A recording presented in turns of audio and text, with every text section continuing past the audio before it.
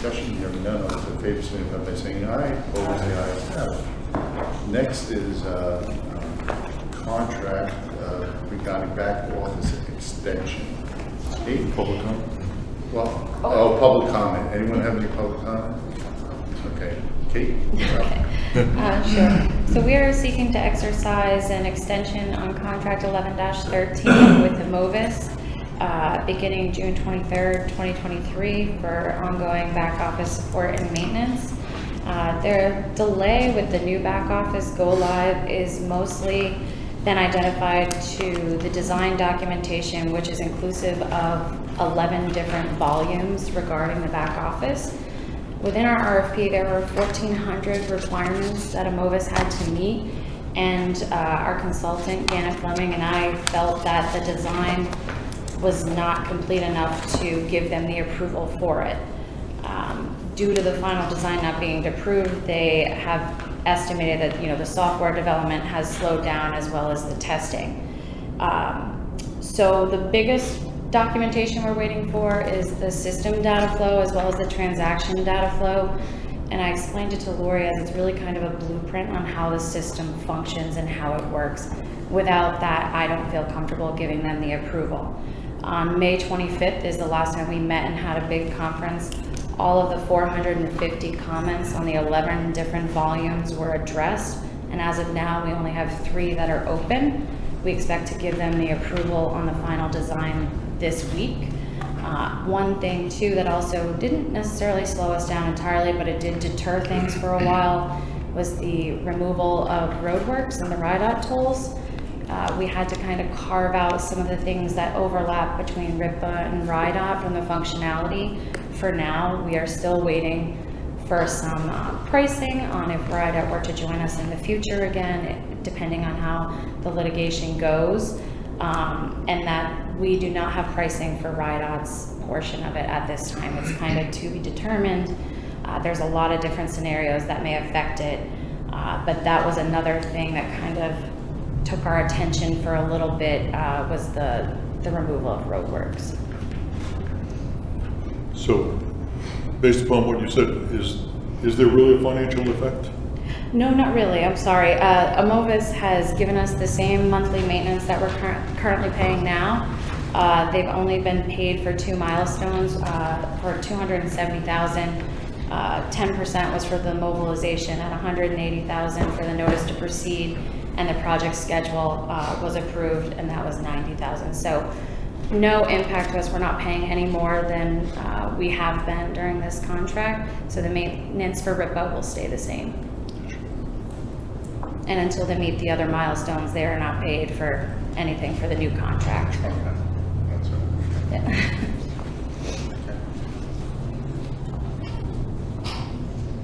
Questions, further discussion? Motion to approve?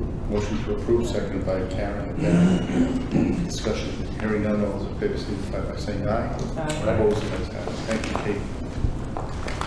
Next item is the discussion regarding collective bargaining agreement with the International Union of Painters and Allied Trade District Council 11. Thank you, Mr. Chair, members of the board. So we have had a good working relationship with the International Union of Painters and Allied Trades for some time now. I'm going to say it's been, I'm going to say that there was at least one contract before this one, probably 2. So this one is a 4-year, it goes back a year, and forward 3. It is what we call in the labor and employment business, and I'm looking at Bill O'Gara since he and I are... Me too. Me too, that's what it's called. It's called a Me Too agreement. And what that means is that we don't actually sit down and negotiate the way that we do with our own union here. We actually fall in line with whatever is negotiated in the master bridge agreement. So you've seen if they're lucrative rates of pay for certain. Now they do. We do have a lot of control. We may not have control over what we pay, but we do have control over how many painters we have here in a season. This year it's 8. Sometimes in the winter, we keep several of them. We've had years, and I'm looking over at Frank, Sometimes we've kept 4, and I think sometimes it's been fewer than 4. 4 inside the towers. Yep, the work, and Frank said inside the tower, so in the wintertime, we put them to work inside the tower, and then anytime anybody wants to see the inside, it looks very, very nice, because they do that work in the wintertime. And you have a good relationship. Yeah, excellent. So we heat part of the tower, the work of that, and then when we're done with that, we did another section inside of our towers look great, wind beaten, water beaten, and they cleaned it all up. You know, how the doors, the access doors around that area, that's mostly where they're at, around there. And there's a lot to it, it's good. Do you typically keep them on, or? We won't keep any more than 4 on in the winter. Because you can't heat up that much. Yeah. Great. My concern, and I think Laura's addressed most of it, was just not the nits and grits of the contract itself, but the effectiveness of the use of the overall value that we get from having them available. And I gather that from Frank and Eric, were we on board with, I could see, instead of trying to get people on our own staff that we'd have to pay year-round and maybe not be able to use them fully. These are folks are on call, or essentially you pick the number that you need for a certain specific Even period. people. So Jamestown is a big project. We have quite a few things there. There's 16 out there. at that Right, you point. kind of notice who's doing the work and who's not doing the work, and those people don't get called back. Good, you have control over that. We find out the people we like and work with Justin, and Justin sends us the people we want, and they seem to progress. Even during the year, the painters themselves, they self-police. So even during the year, you may see one disappear because they're not pulling their weight, and they pull somebody else in, because Yeah. it really, it's worked out well. It's worked out well because, for what we pay them, they do good work, but we also expect performance. Would they be, for instance, doing the median on the Jamestown? I'm sorry? Would they be doing the median? We're discussing whether we would go to bid or have them do that. It's a lot of real estate, and we don't want to, we also at the same time want to be cognizant that we don't tie up traffic longer than we Right, need to. yeah. So we have to weigh the That benefits. may require specialized equipment. It might, that's right. So what also works well is we'll sit down when we start planning the work for the busy season, we'll sit down with Justin a lot of times and say, hey, these are our thoughts for things that we need to get painted. Which ones can you feasibly do, and please tell us if you can't do it. And there are times when he's honestly said, I can't do this one because the level of scaffolding required, it just isn't in our bailiwick. So, so he's honest with us on that end too. He'll say, I can't do this one, but I can do this over here. So.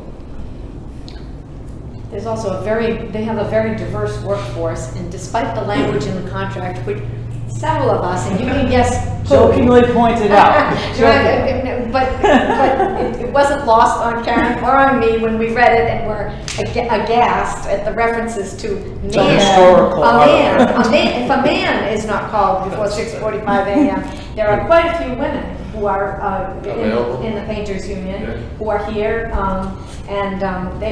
so they have written us a letter. I put the letter at every place setting here to say that it's very dated language, and they have promised that they will update it the next time around. So. We have 2 out of 8 women on our painting crew right now, so. In New York, we can't specify male or female. Yeah. In language, it's, Gender neutral. yes. Yeah. So. New York City, yeah. Okay. Questions?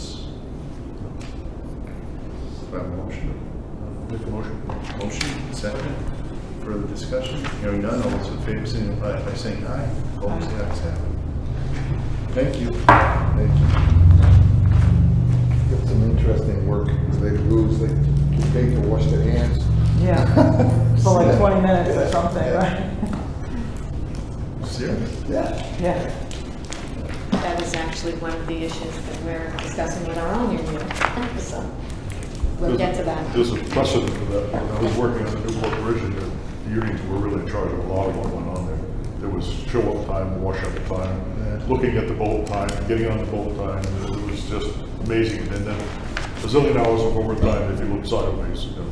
So I was one of the restaurants where there's no paper towel in the bathroom wash your hands. I said, there, I could see paying them to wash their hands. They also, in the labor and employment world, Bill O'Gara, they call this donning and doffing time. Yeah, right? In which absolutely. everybody looks at me because who uses the word doff anymore? Don something and doff something, put something on, take something Yeah. off.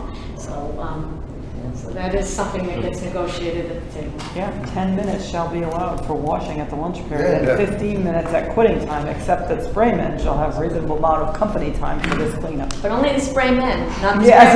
spray women. And women don't get paid to wash their hands. Sounds that way. Did we We vote? did. We We did. did. So, Good. move on. Sorry. No, I started it. Okay, the budget. That'll be me.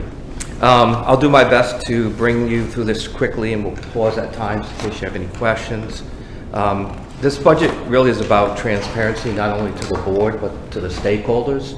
So you'll see a lot of information that you'll probably say, why do you put this in here? We know who we are. But it's really about transparency, and it's based on best practices. So with that, I'll just jump over to page 2. So this is really transparency for our stakeholders. It talks about who we are, the principal officers, the board of directors, executive management. Page 3 is just the org chart. Again, it's for transparency. And then you get to page 4, which is really the start of the budget presentation. I'm not going to bring you through this page in detail because I have it all in the backup, and I'd rather do that there. But there is one thing I just wanted to note. It's on the total operating revenue. It's the $40 million. That's the first time we've had a revenue number exceeding $40 million. So both from a budget perspective and hopefully from an actual perspective. I think that's pretty remarkable because if you look at our gas tax, it's actually going from roughly $16.1 million to 14.5. So it's all coming through the total revenue end. So with that in mind, I'm just going to go ahead and jump to page 5. And please just stop me if you have any questions. Again, for transparency purposes, I talk about the budget formulation and the process, and then I jump right into traffic assumptions. So the 2024 total revenue is based on a 1% traffic increase over fiscal year 23. Fiscal year 24 traffic is based on 10.9 million vehicles, which is approximately 98% of pre-COVID levels. The next chart, just on page 6, is just a historical vehicle traffic. One thing I do want to point out is a wonderful yellow line.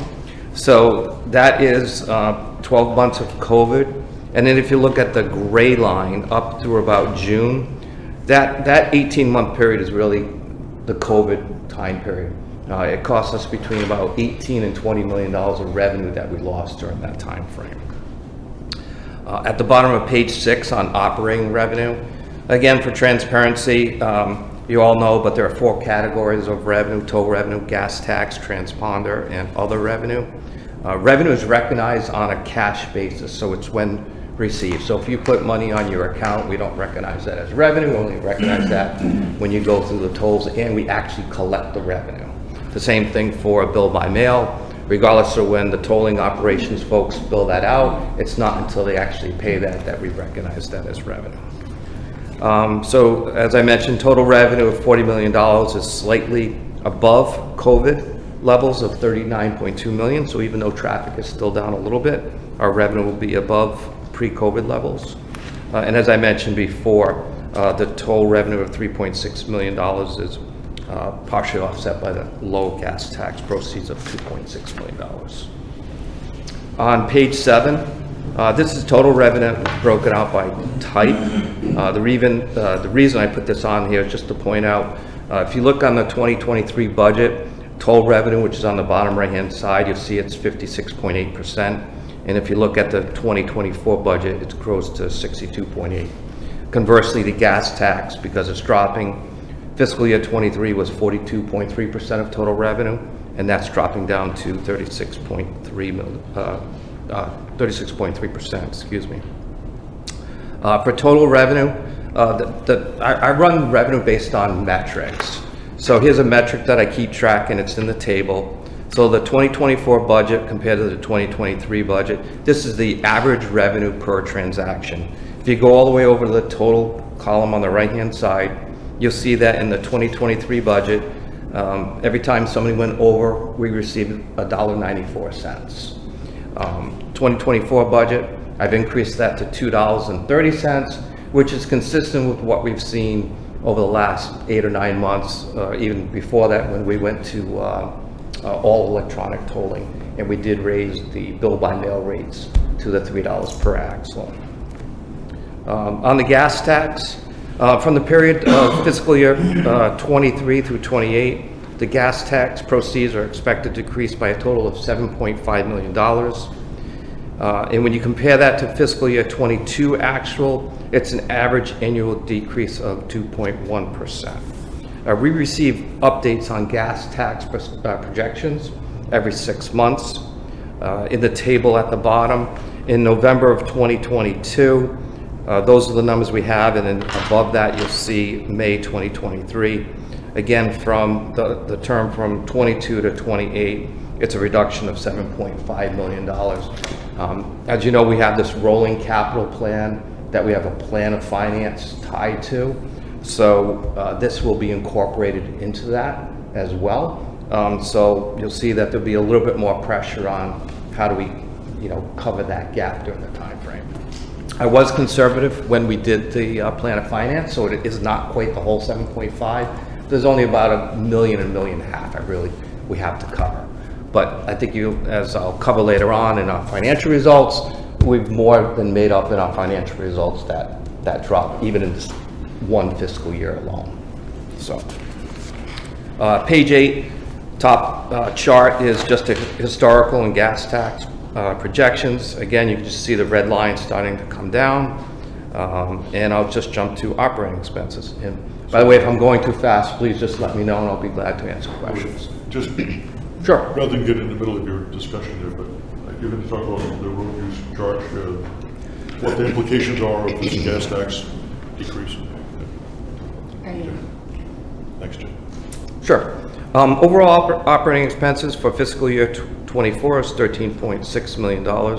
This represents approximately $200,000 reduction, or 1% from the fiscal year 2023 budget. I'll just jump over to page 9 if I can. The top chart is the operating expenses by category. One thing that I do want to point out, as we'll come through the detail later on, is in fiscal year 23, top left-hand corner, you'll see bridge inspections. That was 13% of the total operating expenses. And if you just go over to the left-hand side in fiscal year 24, that accounts for only 4%. And I'll explain that a little bit later on. Now I'll just jump down into the different operating expenses pretty quickly. The first one is personnel services. That includes wages, payroll taxes, health insurance, 401k contributions. In total, personnel services are $6.6 million. This is a 7% increase from the fiscal 2023 budget. The chart below shows the percentage by sub-cost or subcategory. So you can see wages account for about 75% of the $6.6 million in our personnel services. Is that based on the CPI? Is that how you came up with 7%? No, that's just the year over year. So 2023. So it just happened to be the same? Oh, I see. Yeah. No, it's just pure luck. But I'll go through why it is 7% in further detail. Okay. Thank you. Yep. Page 10, this is on personnel. Total headcount and full-time equivalents for the fiscal year 24 budget is 82 and 79.1% respectively. This compares to 71 headcount and 75.4 FTE for the fiscal year 23 budget. The additional 4 positions are in tolling operations and are required for the additional work as a result of the bill by mail transactions and increased violation processing. I just want to make note that the union painters are not included in this chart, and they do range, and I know I have 4, but we've since changed that to 3, but it typically ranges from 3 to 8 this fiscal year, it will be at 3 at some points. The table below that just shows the percentage by department. So tolling operations has 53% of the FTEs, followed by maintenance at 24%. And then I further break that out by union and non-union personnel.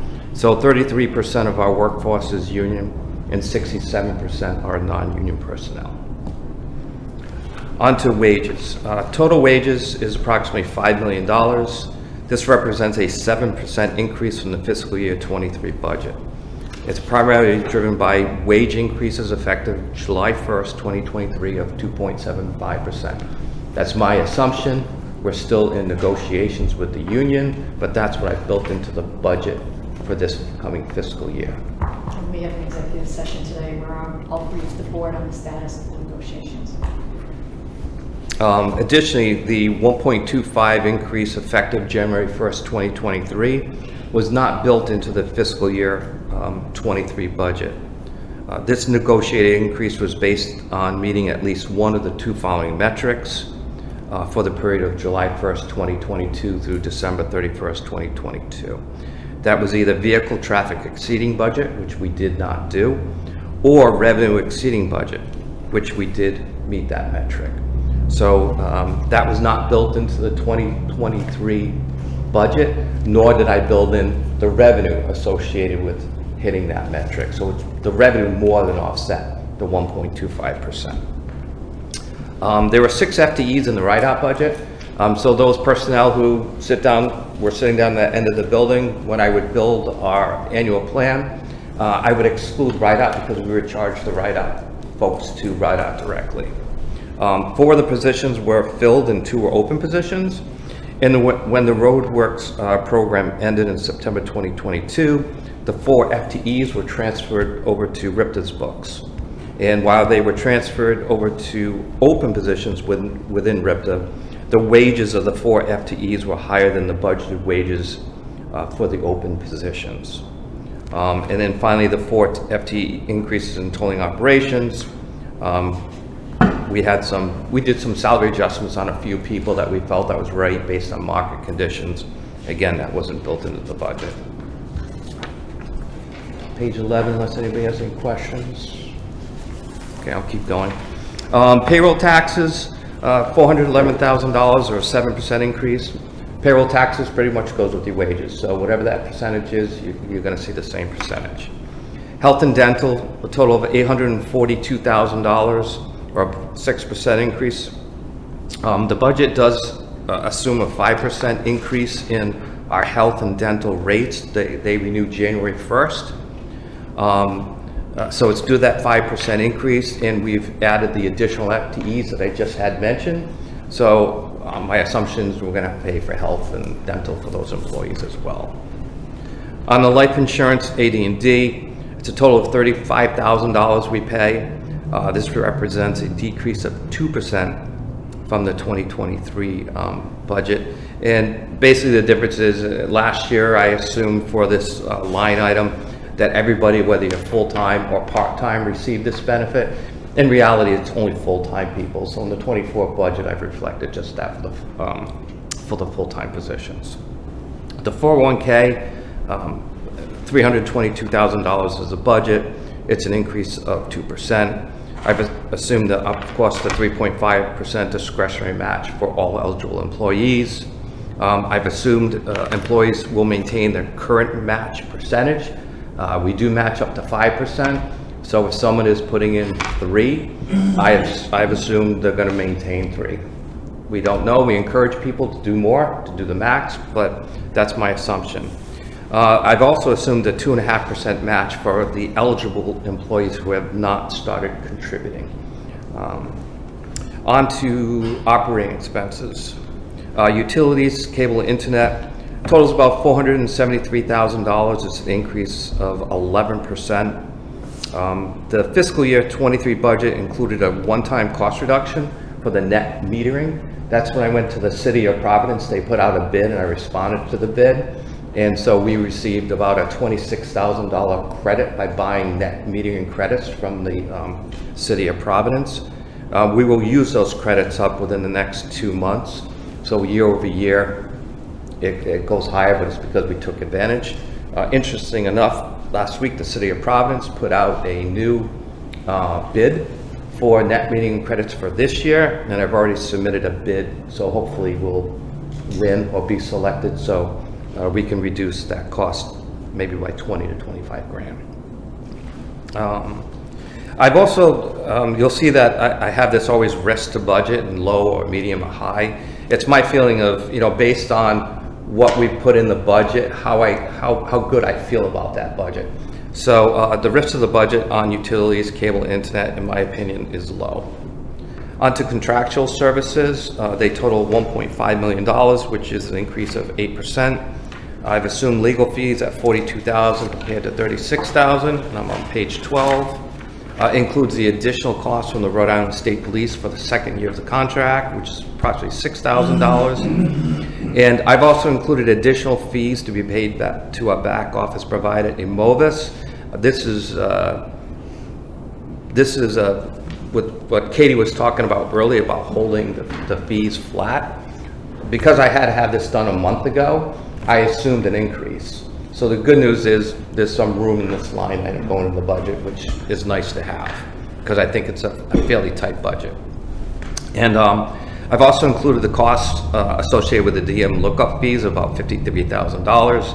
Again, this is driven by the bill by mail transactions. I did not have it in the 23 budget, but nor did I have the amount of revenue that we received from those as well. So I think, again, the rest of the budget is low. Assuming the DMV lookup fees do not materially increase, and I'm not saying the fee themselves, but because of the volume, the fees go up, we should be fine. But however, if that is the case, then we're getting additional revenue, which will more than offset those additional fees.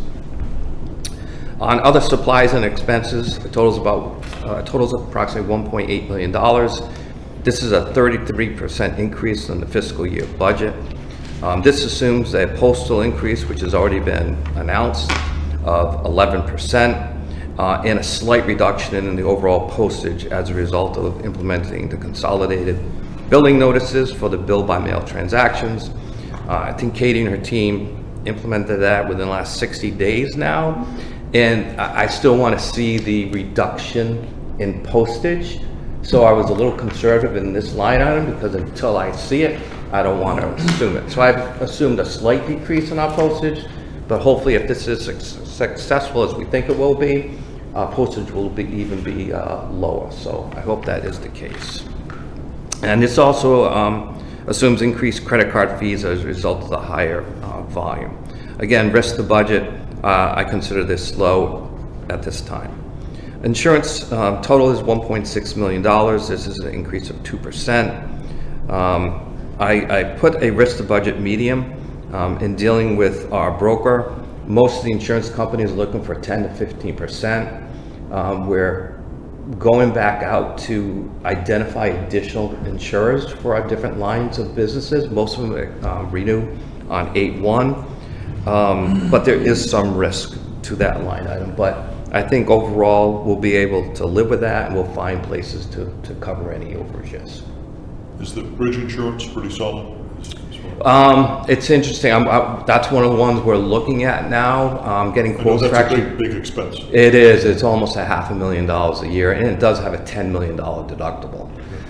So I am getting quotes for even lower deductibles as And well. that's for the 2 suspension bridges? Only, yes. How often do you go to bid? Every year. Every year. Sometimes on the specialty lines like the bridges, there's not a lot of insurance companies that want to take on that risk.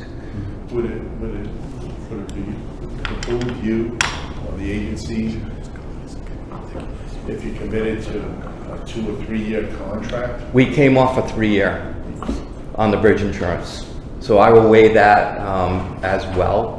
Right now Zurich does our bridge insurance, and we haven't had a loss. And I told them, I said, you already have $2 million in your pocket. I expect something. Yeah. Either flat premiums or low deductible, lower premiums. They just changed their underwriter, and it's new to us, which is bad. So that's why we're looking at other insurers as well. But wherever I can go long, I'll go long if it makes sense. Right. Yep. Repairs and maintenance, Jeff, just we do not insure the Jamestown Verrazano Bridge, nor do we insure the Secana River Bridge, because we don't have title to either of those bridges. So, right, for property care, damage. custody, control, so it's an agreement between us and the state of Vermont. So the state insurance them? It's self-insured. Self-insured. Oh, right, of course. We do have liability insurance, we just don't have property damage insurance. Repairs and maintenance, that's basically a flat year over year. Last year, we did invest in some additional tools for cybersecurity risks. I don't expect us to have to invest in any additional software or software as a service for this coming fiscal year. Page 13, again, I'll assume that my assumption is that the rest of the budget is low. For bridge inspections, they total approximately $500,000. This represents a 72% decrease from the fiscal year 23 budget. Inspections are required every 2 or 5 years. The fiscal year 24 represents an in-between inspection cycle, and I would expect that the fiscal year 25 will return back to the fiscal year 2023 level. I've included a chart of the different inspections we will be doing this year, along with the time frame of which we plan to start and end those inspections. Again, rest of the budget is low. We know the inspection dates, so there shouldn't be any risk. Transponder expense is approximately $200,000. 7% increase. It's all driven off the additional transponder sales. Again, the rest of the budget is low. For operating profit, which is defined as revenue less our operating expenses, for fiscal year 24 is $26.4 million. This is an increase of 9% over fiscal year 2023. And on page 14 is just a historical chart of our operating profit. As you can see, we are returning to almost 2019 or pre-pandemic levels. I'm hoping that this year will actually end up exceeding that, assuming traffic holds on. Is there any questions before I jump into capital expenditures? Okay. Capital expenditures for 2024 total $28.5 million. The 4 large projects, first one is the all-electronic tolling. That's $13.5 million. The next one is the Mount Hope dehumidification deck rehab. We have $1.5 million in the capital plan this year for that project. The new back office integration is approximately $2 million. And then finally, the new Porpel dehumidification deck, tower painting, and everything else that goes with that. We have approximately $9 million in the capital budget for this year. On page 15, it's a very simple chart. It just shows the spending by facility, and you can see that the bulk of the spending, $22.9 million, is on the new Porpel bridge. Page 16, a little more detail on the capital budget. IT, we always carry some money for computer purchases and some miscellaneous IT equipment that comes up during the year. For Katie's World and tolling operations, the back office integration, and also the roadside tolling operations implementation. Safety and security is looking for some additional cameras on Jamestown and Secana. Maintenance is looking for a dump truck, a Conex box, a welder, and trailer, totaling about $95,000. And we always carry $30,000 to $40,000-ish for miscellaneous landscaping equipment as it comes up during the year. Engineering mostly went through their major projects. The one thing I do want to note is the last one. This is the miscellaneous improvements to facilities of $550,000. And Eric, you can probably, or Jeff can probably, or Frank could probably speak better to this than me. But we are looking to replace the roofs on the facility. And along with that, we thought it would be a good time to go ahead and install solar panels. So this is the estimated cost to do some of this work, including some other miscellaneous facility improvements that we need to do. Eric, I don't know if you want to mention anything about the roof and the 3-tab. So the roof in this facility was rebuilt. The wrong roof material was used, quite frankly. It should never have been 3-tab shingles, especially in a hurricane zone. It should have been, I mean, it was only, as young as this facility is, this should have been architectural shingles. With at least a 30-year rating, these 3-tab shingles are basically worthless along the water. So they need to be, and every time we have a significant wind event, we're out there making significant repairs, and you know, it's getting to the point, it's gotten to the point where what we've had to spend on repairs is now justifying just replacing the roof once and for all, tear the Band-Aid off, put the proper roof on. You'll see it even looking at that, you'll see the patch areas, and you can see them up on this one as well if you stand back and look at it, where we've had to go back and patch areas. You know, if we had an event that stripped a significant portion of the roof, the damage that would happen, you know, to the inside of the building. Just for what it's worth, to make Eric's point, some of that damage was like 6 months after the roof was completed. It just didn't withstand the wind. Yeah. We had to replace the roof with 3 times, just blew all over the place. What about the solar panels? What facility, where would those go?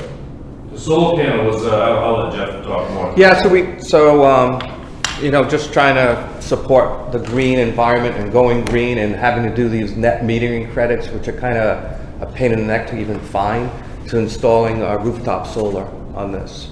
So that'll help keep our costs, which is, I think we spend about $120,000 a year on utilities, probably $40,000 of that by putting panels up here, we'd be able to directly impact. The rest we won't, because it's Mount Hope or the other side of the Newport Bridge or Jamestown. There are some incentives that are out there, and it used to be, you know, if you get federal tax credits. Well, they recently passed underneath the IRA for municipalities and places that are tax exempt, where they would actually give you these credits back. So it allows us to take advantage of some programs underneath the IRA program that was passed.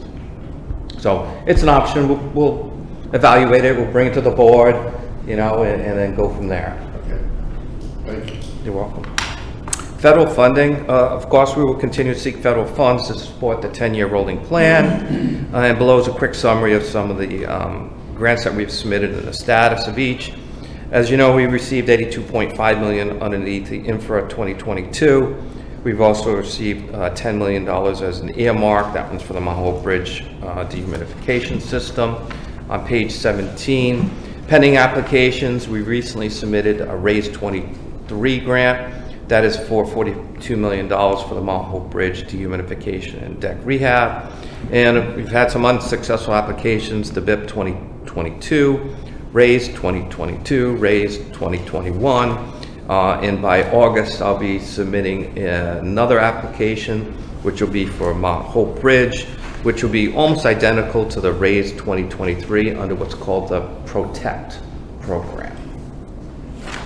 Which stands for Promoting Resilient Operations for Transformative, Efficient, and Cost-Saving Transportation. Did you have that written down? You have it on top of your head? You know, I know them all by Just heart. rolled right off the top of my head. So as you can see, we're not going to stop. Page 18, again, it's more of a transparency thing, just for folks who are reading through this, understanding it's just not 1 or 2 bridges, there's actually 14 bridges and associated roadways. That's a nice graphic, by the way. I forget, you had that done, right? Yeah, nice. Judy Morse had asked us to. That's right, that's right, yeah. So that's it for the financial element, but along with the 2024, first of all, I'm sorry, do you have any questions on this piece? If not, I'll just move to the next piece, if that's okay. So along with the 2024 budget, we're required, there are 2 resolutions I've attached. They're required to be passed under our bond indentures, one for the motor fuel bond and one for the toll bonds. The first one here is for the motor fuel bonds, which covers Secaucus and Jamestown. The recommendation from staff is to set a $2 million reserve, and it's based on the 10-year capital plan. It's basically whatever the average annual number is over the 10-year capital plan for Secaucus and Jamestown. We have that in a separate reserve, and that reserve is really an reserve. For instance, when we had the Rocker Barons, By having that reserve there, we were able to tap into that money and we could refund that reserve from there. Is that actual cash in an account? It is. It's an actual reserve, yep.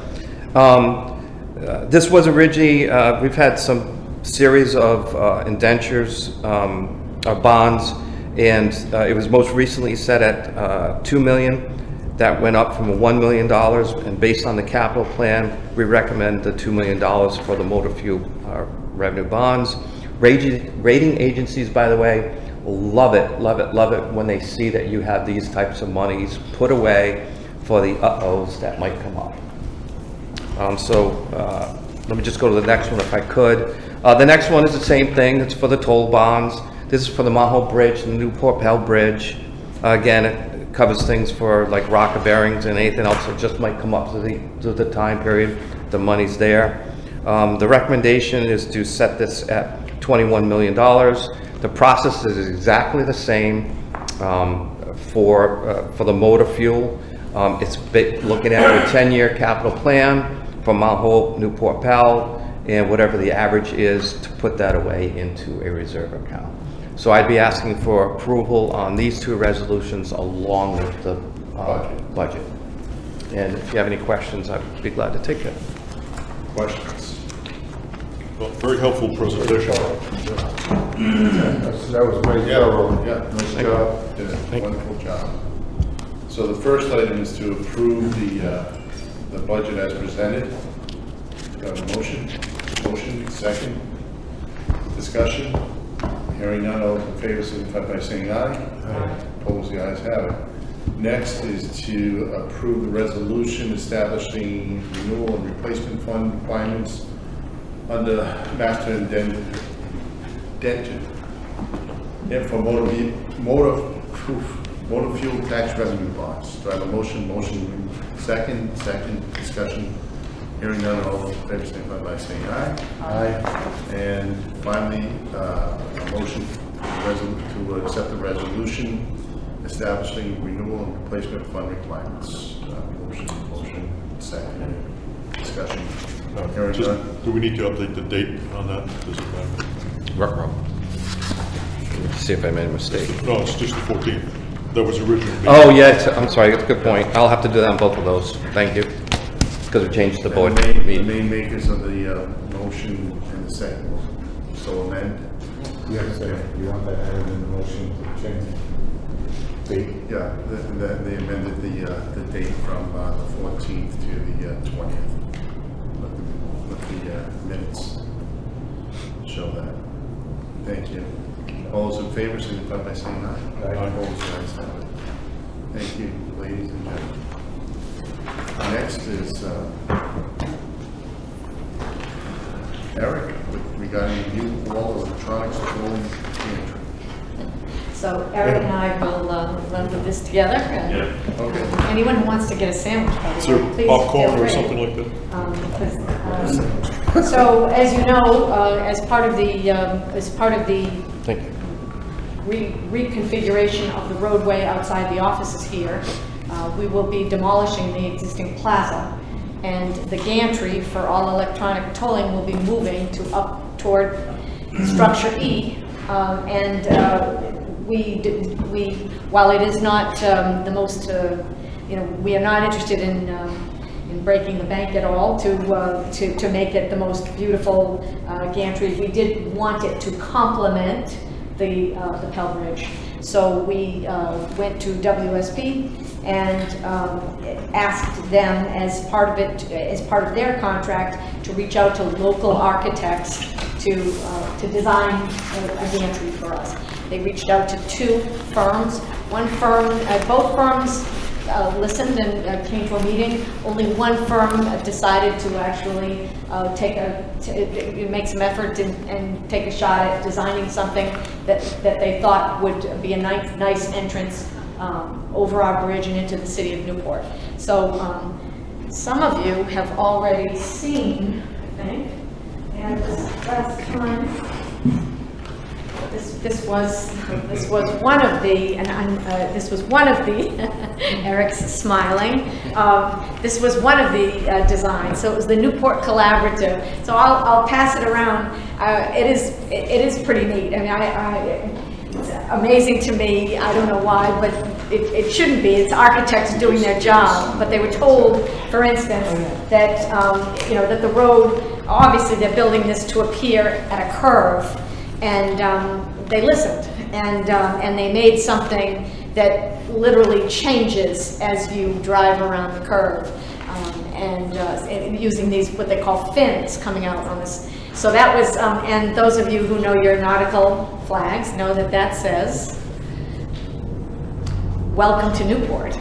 So so this is one idea, and then we went back to the drawing board, because even though it's a beautiful work of art, we thought we should have some other choices for the board to have a look at. And we have this on today for discussion only. That we just some of you are seeing this for the first time, so.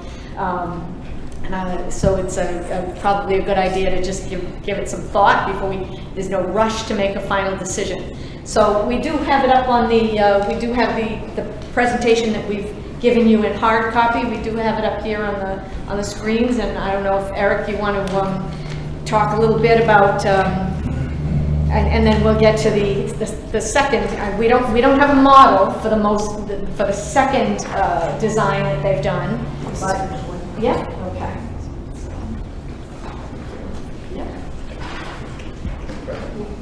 So just to start out with some of the options, the architects looked at both the color and materials palettes to see what types of coloring could be employed in these options. And as you can see, obviously, they're looking at the color palette of the Newport Bridge in the first slide, but then looked at some other structures that had similar color variations to Newport. And then in the next slide, they looked at peer studies. So what would these would be concepts of what the columns of the gantry could look like. The one on the left is the one that we sort of all liked to advance with, because the round one seems to be a little bit more like Mount Hope, and this one seemed to maybe play off of the Newport Bridge a little I better. have a question. When I looked at those particular ones on the right, it just conveyed to me like a lighthouse. Is that what it's supposed to be, or? Not necessarily, no. It's in the eye of the beholder kind It's of in thing? the eye of the beholder, yeah. Yeah.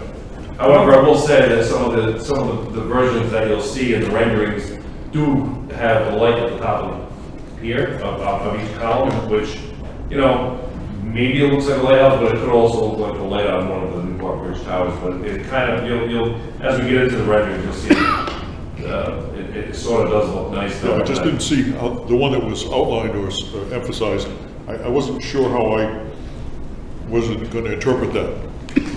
Is it supposed to represent the bridge in some So way? looking at them here as a standalone is tough to visualize. That's why when we get into the renderings, Okay. you'll see what it looks, you'll see a little better what it looks like.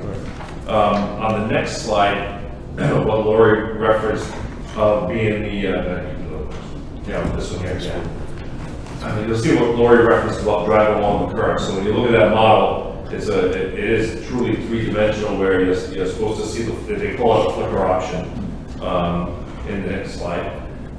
This is basically what that model is supposed to represent. So at the bottom, as you're far back on the curve, you would be reading the word Newport, which is when the fins all line up perfectly, and then it slowly changes into the top view you see, which is the Welcome to Newport sign in nautical terms.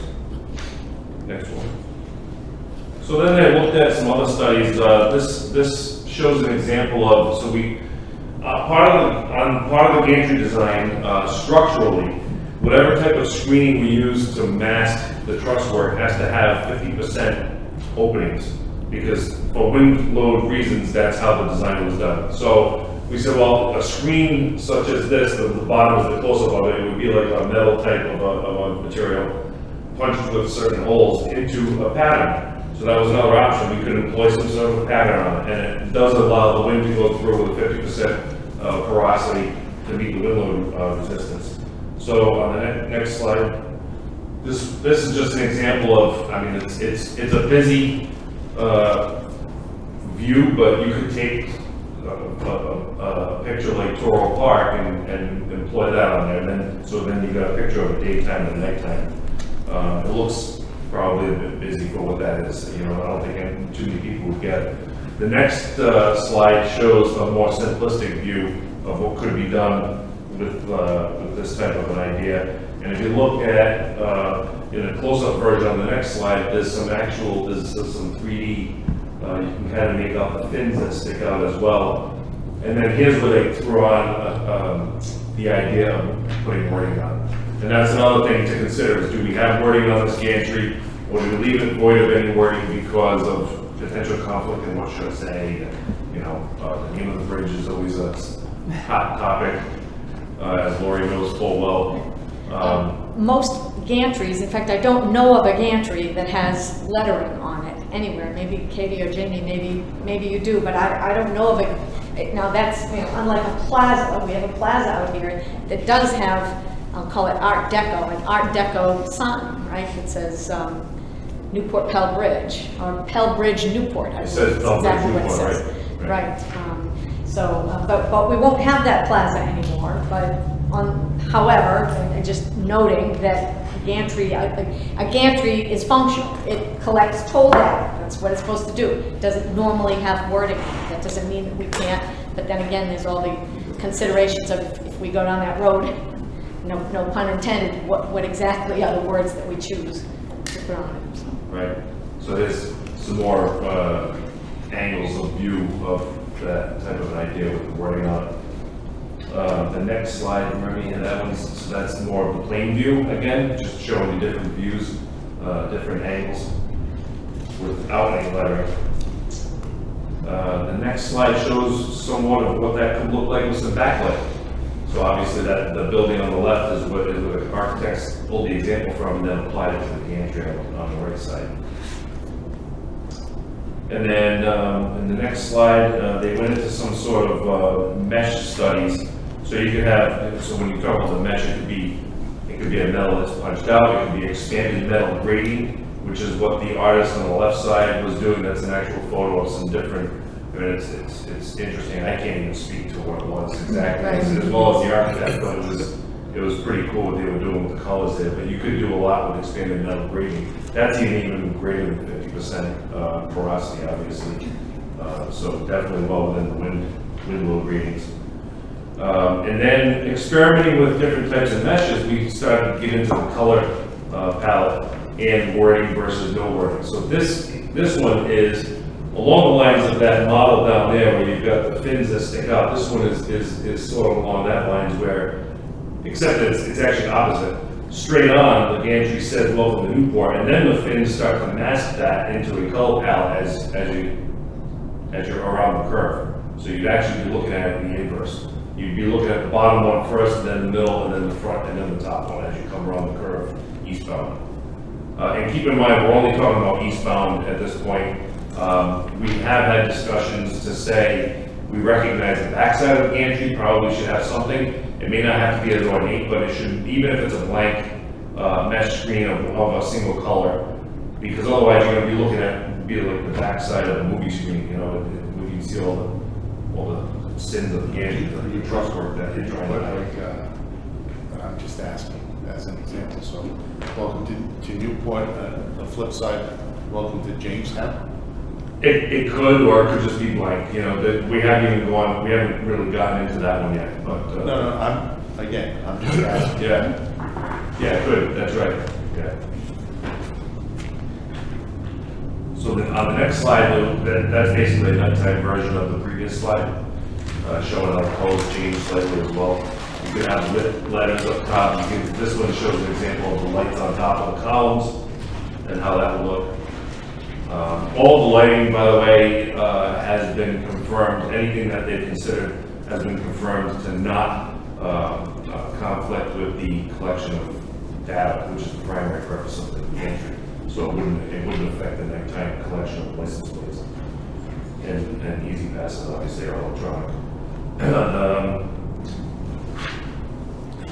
This one here is a color palette that basically, the way the architect described it, was to pick up colors of the bridge, colors of the sky, colors of the ocean all around. In our view, it kind of comes up with some sort of a beachy feel, you know, on the colors. They do change the way it would be employed. Again, the color, they would change kind of along the spectrum as you're driving along. You'd see them sort of shift on the gantry in this type of design. They wouldn't be a constant color palette. So the colors wouldn't change necessarily themselves, but they're placed on the gantry to change as you're driving along. That would make a nice picture frame. It would make a nice picture frame. I'm not sure if you know Start anything there. might have one of those. The next slide shows a nighttime version of that same option, again with lighting up on top of the columns. And then some of these slides are just more renderings of the same, just to show, you know, more of the driving option. And the architect is actually working on a drive-through view of this as well, so an animated view that we have not been able to get that yet. The next one is a nighttime version of that one. And same thing on the next slide. Again, it's another drive-through view of a symbol of one of the previous renderings, and then a nighttime view of that one. And then on the next slide, so this was a comparison of different color palettes along this idea of the color palettes. Obviously, the one that they show more renderings of is the middle of the left side, which you know, we're open to comments on your thoughts on all of those different color palettes as well, but that's just to show other examples of what can be done with these. To show, for example, the upper left corner on the next slide, that shows you an example of what something like that would look like daytime and nighttime. And then playing off the one that was the architect's favorite is the next slide here. And the following 4 photos are just a little bit more of a realistic. So this is obviously a rendering, but on the next 4 photos that Ernie will put up, this is probably a little more realistically how these colors would present in real life. And you can just scroll slowly through those 4. A couple of daytime views and then a couple of nighttime views of those.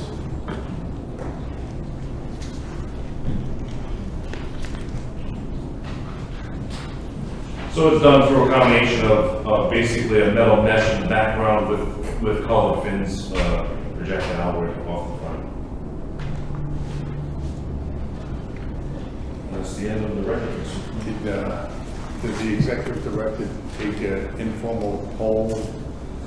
I have, Employees, no, it's interesting.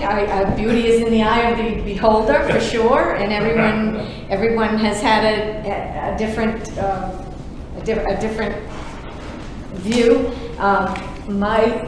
My concern, and it's purely personal, but we don't want to do anything that distracts from good driving, and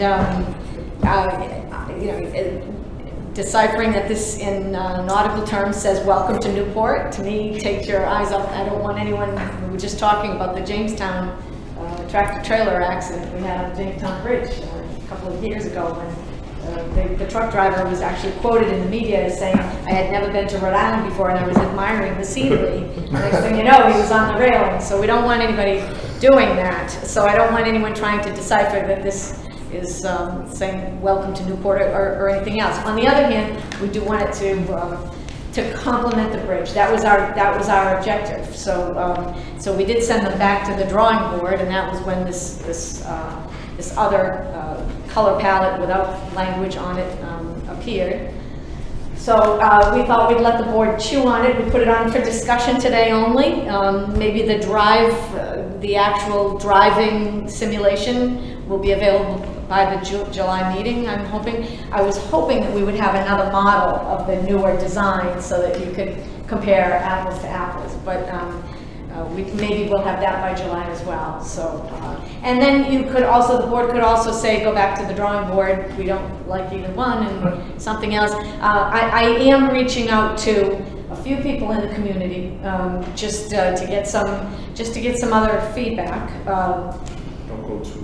We will not, the more opinions we request, the more we get, and the more, absolutely, but I do think that it doesn't hurt to do that. So. Is there a cost associated with each design? Great question. I don't know that. They haven't put any order of magnitudes to these yet. But that's a consideration as well. Like when you talk about, are we going to do the bath as well? Obviously, that's another cost. So, and it is functional equipment. So we don't, but we do. It's important that it look nice, given where it is. So. Just a comment. Yes.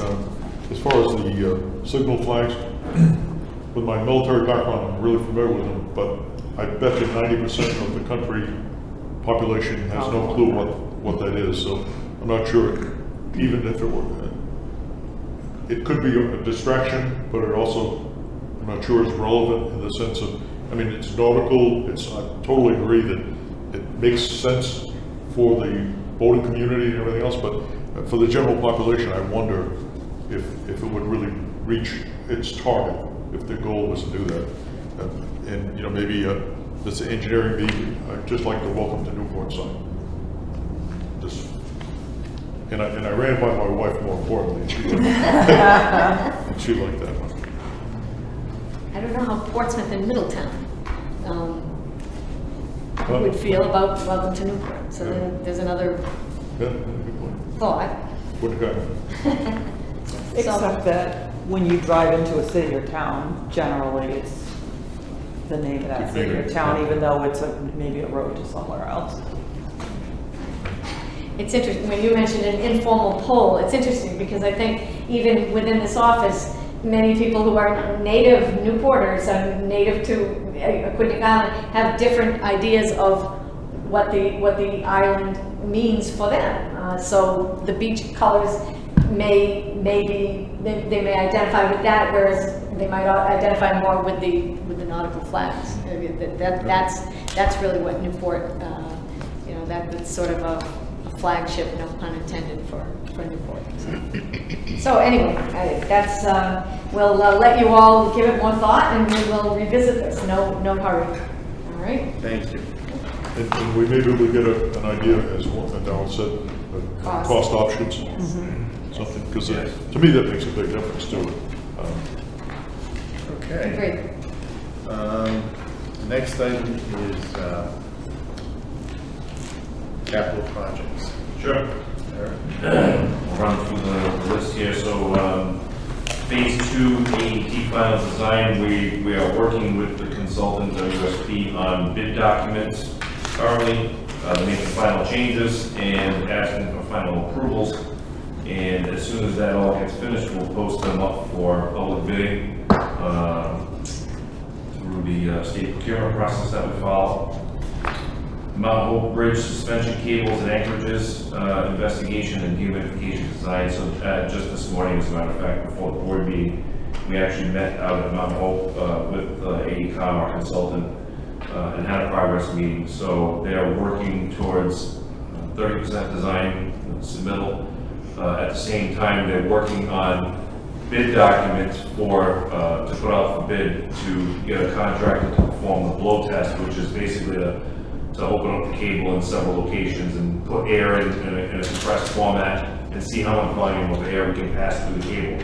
What that will do is help them determine what they call blow length, and the blow length during this project will end up being the distance between an injection port for air and an exhaust port for air. So you can't push air in at one end of the cable and get it out the other end. It just doesn't happen that the air will pass through. At some point, you start to lose your volume of air, so you have to exhaust it and then reintroduce a new injection point. So along the cable, you'll have a series of pathways of air What does that do exactly? So once this project is up and running and commissioned fully, you are basically blowing dehumidified air through the cable, which over time will remove all the water first. First you're going to get a big empty of raw water. So they'll have drain ports at a lot of the low points, and periodically, maybe once a month or so, someone will actually go out and release all the water that's collecting the low points, because the more you release the water, the quicker you can dehumidify the cable, right? And then once it starts to dehumidify past a certain point, you won't any longer get raw water. The moisture will then just travel through the air and back into the system and get dehumidified. And gradually over time, it lowers the humidity within the cable. And the ultimate goal is to get to 40% or less. And is there a lot of buildup? Is there a lot of moisture? There's moisture. Any suspension bridge that crosses water bodies especially picks up moisture. Notably, we've been in the anchorage where the cable's actually exposed, the strands are exposed. And this time when you go in there and the water is just dripping off the cable. So that's why the anchorages are as important to dehumidify as the cable itself. Yeah, I mean, you get these days where it'll heat up, it'll get cool at night, and it heats up the next day. It's like having a glass of water on the deck, and the thing just sweats like profusely when the cable does the same thing at times. Yeah. And it's even more important when you're in a salt environment, not versus over fresh water for obvious reasons, because it just makes it even more worse. All the more worse. It's literally throwing salt in your wound. No pun intended. So that load test will be part of the design process, but goes out as a separate bid project. It's a smaller piece of bid project, because that has to be, once they find out that information, they can then incorporate that into the documents and proceed to the 100% design on the project. Eric, just if I could, clarification. Since the Mount Hope Bridge was built originally, the only way that water was flushed out of the system was they inject essentially linseed oil, I think, like. Yeah, it was vital. Yeah. But it's oil that's actually injected into amongst the cables, and it washes through and takes the moisture with it. And that's what's been used for all these years, but it's not nearly as effective as having an environment in there in which corrosion doesn't happen. That's what we're trying to really get to. But we've done it many times where we're actually pouring oil into the system to flush it out. And it's worked obviously pretty well so far. Yeah. It's not the ultimate goal. We don't want any more deterioration on the cables than what's already there. What happens to the oil? It gets collected on the other end. It flushes through the system. It dries out over the years on the cables. Yeah. So the blow test is going to confirm whether or not the oiling had a negative impact on the airflow as well. Right, yeah, So good that's point. part of the Yep. testing procedure. Okay. Right. Yeah, good point, Jeff. Because on some bridges that they've had experience on already, it varies depending on what type of oil they use. Some used pre-lube, they call it, which is like what's used on your engine parts when they assemble an engine in the factory, which is real thick, right? And so if you use pre-lube in a cable over years, it builds up gum. And that takes all the voids, so that it compromises the air voids. So when you try to put air to the cable, you've got a cable packed with gum from all those years of oiling. In our case, it was Vitalite 2000, which is supposedly more viscous. I mean, less viscous than. And that's why I use the linseed oil analogy, because it's a little lighter. Yeah. Yeah. So that's part of the air test, is to determine, the effect of the oil over the years on this particular cable. Every bridge has a different issue. So. Thank you. Yeah. So that work is ongoing. Compression link work has begun since you've given us approval on the action items last month. Aetna is mobilized. They are not on the bridge. Well, they have been on the bridge doing some investigation work, but they're not actively installing the jacking equipment just yet. But they've done some mock-up work up at our maintenance garage where a lot of the equipment is. And what they're basically trying to do is dry fit all of the parts down in the maintenance garage where they have the luxury of no traffic issues, rather than get up on the bridge and find that something doesn't fit. And meanwhile, we've had up traffic. So that will continue. The ATMS bridge safety and video analytics, we continue testing on that system. And they're still waiting for a couple of the cameras on the Mount Hope, which were long lead items to come in, so we can add 2 more views into that system. Safety measures feasibility study, which is for the potential barriers that could be put on the bridges. We're still in the data collection phase on this project. A lot of data had to be collected on these 2 bridges. In fact, one of the sub-consultants to Atkins has been on Mount Hope over the past couple of weeks. is out there today, and I believe tomorrow they're finishing is the last day. They're actually doing vibration testing on the suspender ropes, some pretty, specific scientific testing on the bridge. So there will be some more data collecting on that project, which all has to happen long before we get a deliverable on the project to see what the status of their analysis is. And then load ratings and inspections. So the Jamestown Verrazano Bridge load rating, we're still in the throes of this is related to load rating. As you recall, they came up with some shear crack issues. And we have AI engineers out there performing the initial crack inspection currently, and they'll be installing crack monitoring equipment. And that project again is a several year, progress project where they'll be giving us quarterly reports on what the monitors show until we get to a point with the highway where we can address these cracks more realistically. And we have just got off for quotes for the Newport Bridge main span and approach spans and structure E inspections. I know I've mentioned in the past, but Newport Bridge being so long has traditionally been broken up into 2 phases of inspection. The whole bridge has to be inspected every 2 years per federal highway standards. So it's been broken up into main span inspections 1 year and approach spans the 2nd year. And then the report goes to Federal Highway with both of those, and the dates of their inspections are in the report. Federal Highway has agreed to it as long as each of the pieces of the bridge has been inspected once within 2 years. So the approach span could have been, let's say, 2020. The main span is 2021. The report then goes in as 2021, but then the approach span has to be done again in 22. And then it gets held, and then we do the main span next year, and then the report goes in. So what we decided to do for this one, to keep things uncomplicated and not have 2 different consultants working on hazard bridges, is put out a request for quotes from our on-calls to do a 2-phase Newport Bridge inspection of the entire bridge. And then we also include structure E because the due date is within 3 months of one of the Newport Bridge phases. So we're waiting for quotes to come in on that, and we'll have a report on that and hopefully a recommendation to proceed with a consultant. How many on-calls Sure. are we talking about? You've got a whole larger list of on-calls. Yeah, I think we have about 23 total, but that doesn't mean they're all bridge or structure.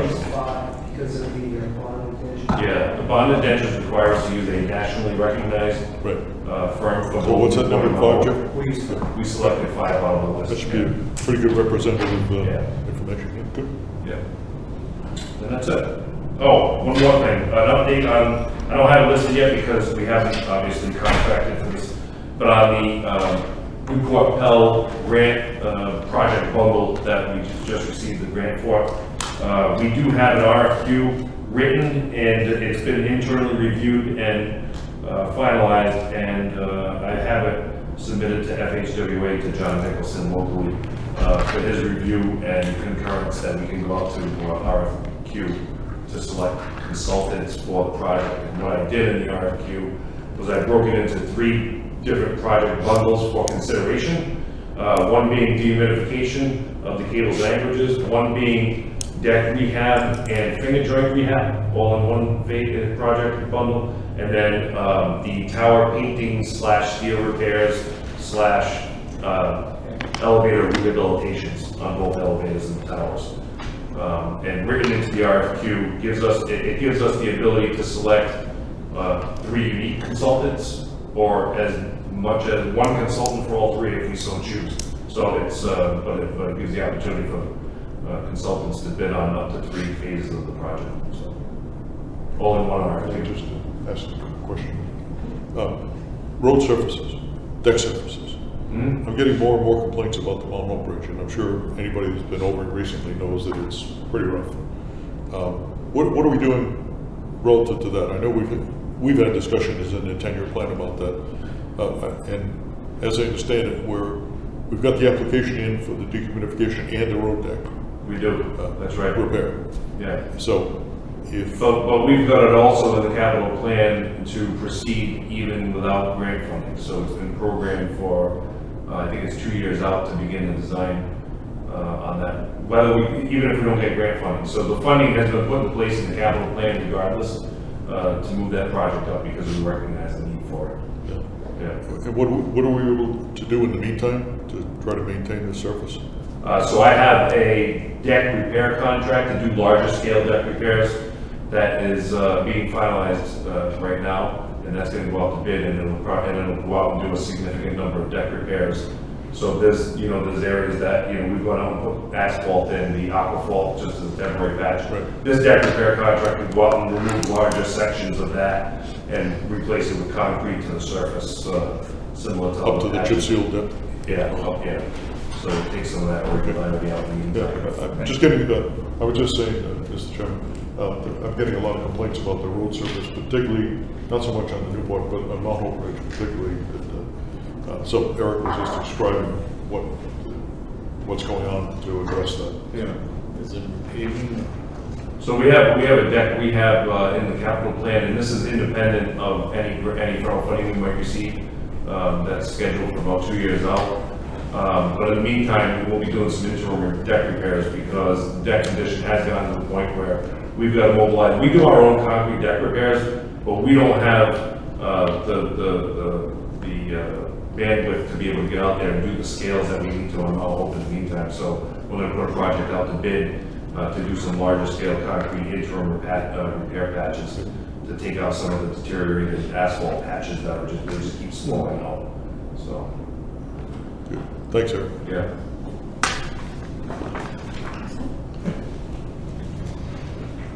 Next up.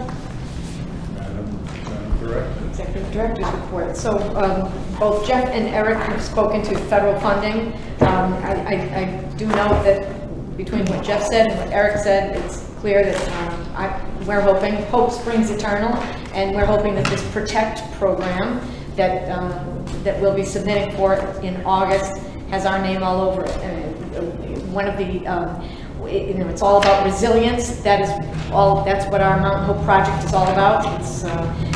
It specifically notes that they want to give out money. The federal government wants to give funds for making assets more resilient to current and future weather events and natural disasters. They specifically mention sea level rise, extreme weather. I mean, it's got our name all over it for the Mount Hope Ridge dehumidification project. So we're hoping, again, that we'll be successful with that, and still, as Jeff mentioned, waiting for the results of RAISE 2023. While also waiting to get our funds obligated, which is the first benchmark moment for proceeding with the Pell $82.5 million infra grant that we received. So that's all in play. General Assembly, we had as you know, we had a tolling bill this session that would have allowed customers more time to pay notices that they receive in the mail for tolls. Would have extended the time from 14 days to 30 days, and then the second notice 45 days to 60. It passed passed out of committee in the House with Representative Finkelman here in Jamestown. It stalled a bit on the Senate side, and there was a second bill introduced that had what we wanted in it, but it also had some other language in it about sending notices by certified mail. It also then was modified again and talked about giving notice to email addresses.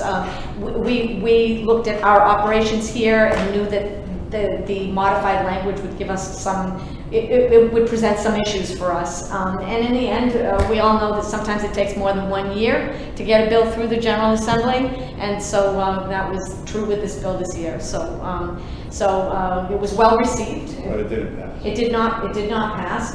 We will take another look, and we will we'll circle back, see what we can, see how we can address our operations with the old law still in place that requires that our customers pay within 14 days when they send it, and within 45. And so we'll see what we can do, and go back to the drawing board for the next year. So that's how the session ended on that this year.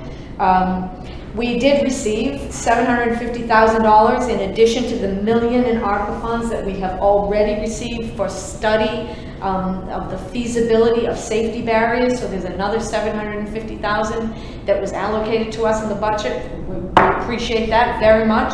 Tomorrow morning, Eric and I will be on the phone with Senator DePalma, who wants to talk about how we're going to use that additional $750,000. How we are already proceeding pursuant to this board's vote and direction. We're already proceeding with Atkins.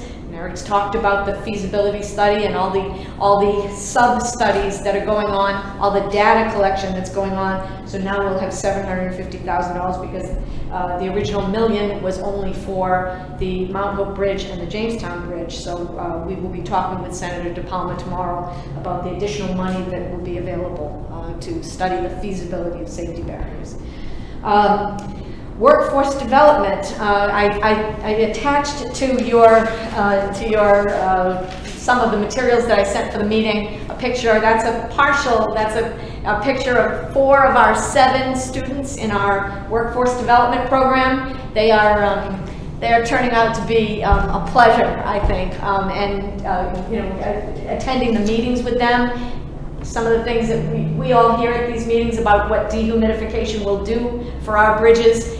They are hearing it, and I never tire of hearing it. And they pay rapt attention, and so they are competing this weekend. This Saturday they'll be in this conference room. Friday night they'll be in this conference room. This afternoon they'll be in this conference room, getting ready to compete nationwide virtually. I think their project is about dehumidification. It's going to be unique because most of the other entities that are participating are in transit. And while transit and transportation are similar, they're not the same thing. So they're going to be the only team that's talking about dehumidifying a suspension bridge that was opened in 1929. And they're all between the ages of 18 and 25 years old. So it's been very exciting, and as we've gotten to know these young people, it's been fun to work with them, and they seem very interested. Their project has a title, something like Humidity and Hope, which I thought was great. I mean, very simple, and yet it kind of nails it, So we'll be spending this weekend with see how they fare in competing with teams from across the country. The times are odd because some of this is taking place on the West Coast, so we'll be here at odd times, but they've all, and Darryl got to meet some of them because they came with us to the congressional breakfast last week, several of them, which was a pleasure to introduce them to the congressional delegation, and the congressional delegation was happy to meet them too. All good. I listed here the new systems. I think we've coined a new term today, Katie's world of tolling. Katie's world, but it's very busy in Katie's world with the hub, which I've explained before, which is a whole new method of exchanging files. And I don't know if any of you heard the Gene Valicenti show last week when I was talking about this, but I was trying to get it. Okay. So the way my simplistic, my layman's term for this is sort of, that when each of us is driving from Maine to Florida, we think it's a seamless drive because we've got our transponder properly mounted and our account is in good standing and all is going well. But what you don't know, it's like the dock that looks like they're serenely floating on the top of the water, but underneath they're paddling like heck. And so underneath, we're paddling like heck when we're exchanging files among all of the agencies that are part of the E-ZPass system. So that hub is going to streamline that. That goes live July 14th, if I'm not mistaken. So a couple of days after our next board meeting, we go live in that hub. Each of the agencies, they're in groups, and that's our date to go. We would have been going live with the back office at the same time, but of course this is our busiest time of the year. So the fact that it's been put off till September, October, around that time isn't such a terrible thing because you don't want too much going on at the same time. And then lane integration, of course, is all about this beautiful new gantry, whichever style we choose. The new lane integration will be part of, that's the functionality of that gantry. I did just come back from the IBTTA Road Use Charging and Finance Conference, There was a lot to hear there. Of course, every state is focused on the fact that the gas tax, number one, has been going down in recent years, no surprise, because gas-powered vehicles are more efficient, number one. And number two, the advent of electric vehicles. A great deal of talk about the fact that electric vehicles are not paying into the gas tax, obviously, and they're also heavier and do allegedly. I'm sure if the electric vehicle manufacturers were here, they'd have something to say. But they are heavier and they do more damage to the roads, and yet are not in this state. They are not yet paying anything toward maintenance and repair of the roads. So, so when you talk about the decking on the Mount Hope Bridge, and you've got electric vehicles playing into that, and less gas tax feeding into our system, all of that is concern for us. A lot of great ideas came out of that conference, and since I just really have only been back a week or so, what I thought I would do is next month give you just sort of take some of the golden nuggets from that conference and put them together. The finance part was also great because, as you know, there was a media segment that involved our how we handled lost revenue here. There was also, that was part of this conference as well, and there was some great ideas for how we can identify lost revenue. What are the reasons why we may be losing revenue in terms of toll revenue, and how we could address it. And so it was. I heard quite a bit of discussion.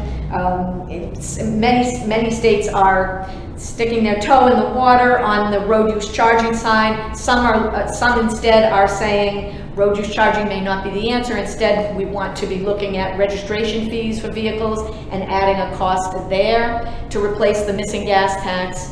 But there's going to be a lot more to learn about road use charging. Because we're so small, I think of all the states in the country, road use charging probably is not going to be as effective as it would be for a larger state. So we'll be looking at all the ways that we're going to need to make up the gas tax for Jeff's budget. So. In Jeff's world. Yeah, Jeff's world, that's right. So that's, if anybody has any questions about anything? I'd like to just bring up one quick thing. With everybody moving their schedules around to have the meeting today at this time, just brought up to me on a personal level, afternoon meetings are way better for me personally, and I would just ask that the board consider maybe afternoon meetings, like 2:30 or 3 in the afternoon, to like, instead of beginning the day with our meetings, to actually end the day with meetings, just for consideration. Okay, well, why don't we do this then as a board? Not decide today, Right. and why don't you, let everyone think about it and get back to Lori in the next week or so. And if mornings are better, then we'll keep it at mornings, afternoons, and just and just keep everything like everything's, you're not giving out names who voted this way or that way, just keep it that way. Okay. Yeah. Lori, what works better for the staff? And the staff, that's the other thing, yeah. I mean, if the staff, if it's a 3 or 4 o'clock meeting, whatever. Regular staff hours here are 8:30 to 4:30. And like, while you take that into consideration, and that's a great point, Karen, it's 2 o'clock now, we started at 12:30. And depending on, if there's people here that want to speak, there's a lot of variables. Well, that's why I said 2:30 or 3 as a Yeah, recommendation. and the other thing is, though, Peter, you just gave me another good thing, is during the session this year, you and your staff went and testified a number of times. And if you have to go at what time did they start? And 3, the 4? rise, which they usually tell you to be there for 4. 4, so you're talking at least an hour. You have to leave here at least an hour before, and then what happens? So Well, that's Well, two or think three about times, that's 2 or 3 times a year, right? At Yeah. most. But- We were there. and 3 or 4 times, and I'm not saying which way I'm gonna go, but you say 3 or 4 times, what do we have, like 7 or 8 meetings a year? Because some months we don't have a meeting at all, depending on the, how much is, out there, so. Anyway, let's think about it, get back to Laurie, and we'll figure it out from there. So we need to move into executive session just briefly. Yes, ma'am. Thank you. Motion to go, pursuant to Rhode Island General.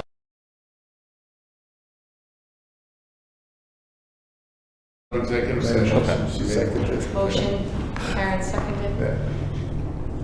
All right, great. I will be quick, I promise. And if you have any questions, just, please let me know. It's kind of repetitive because it's great to have month over month over month over month, good financial performance, both on the revenue side and the OpEx. So our year-to-date results continue to be positive. Total revenue was higher by 7.4% for toll revenue. It's partially offset by the lower gas tax, about $900,000. Gas tax is the only thing that's been a negative, although the last couple months it's been holding to our original budget. So I don't know if that's just pure luck, but we lost most of that $800,000 in the first 4 months of the year. Operating profit is $8.3 million higher than budget. Operating expenses continue to perform well. The 2 areas where we're exceeding budget are the direct result of the higher revenue, which is pretty much the bill by mail transactions with the postage, the envelopes, and things like that. So other than that, things continue to perform well, and we continue to look after opportunities to either reduce our operating expenses or at least lock them in over a longer period of time. And that's it. And thank you for catching that. Sure. My mistake. It was mine. My mistake. Anyway. You and I were on it because we had the page open. And I was like, oh, You did that on I purpose. was biting my swords. Is there a motion to adjourn? Motion's made. Second. All those in favor? Aye. Aye. There you go. Thank you, everyone. Thank you.